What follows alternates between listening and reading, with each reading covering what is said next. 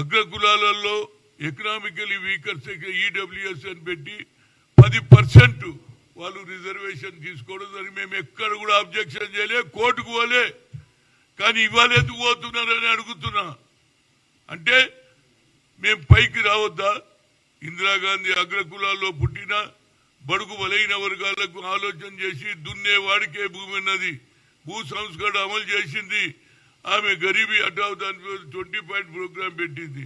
ఇవాళ నరేంద్ర మోడీ తనకు తానే ఓబీసీ అంటాడు. కానీ నేను 3 సార్లు కలిసా, అయ్యా మాకు రిజర్వేషన్ కావాలి, మీరు కులగన చేయాలన్నాం, మా స్ట్రెంత్ ప్రకారంగా సెపరేట్ మినిస్ట్రీ కూడా ఇవ్వాలన్నాం.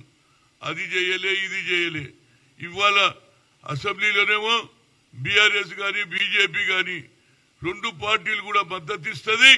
బయటకు వచ్చినాక ఇది జరగదు, ఇది పోదు, ఇది అయ్యేటట్టు లేదు అని ఇండైరెక్ట్ గా కోర్టులో కూడా వేయించారు. అది ఎవరు వేయించారు అని ఇయ్యాల కాకుండా ఏదైనా ఇక సమయం ఆసన్నమైంది రవై. ఇలాంటి ఛాన్స్ ఇక మళ్ళా రాదు.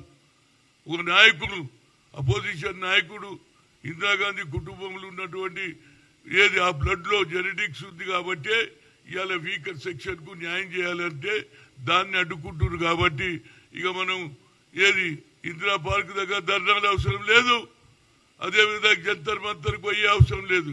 ఈ సమయంలో అన్ని రాజకీయ పార్టీలు, అది కుల సంఘాలు కావచ్చు, బీసీ సంఘాలు కావచ్చు, అందరు కూడా ఇంప్లీడ్ కావాలి. రేపు 8 అడుగున్నది కాబట్టి 6 కోర్టు ఓపెన్ అవుతుంది. అందరు రండిరా బాబు, చేద్దాం, మా స్ట్రెంత్ ఏదో చూపిస్తాం.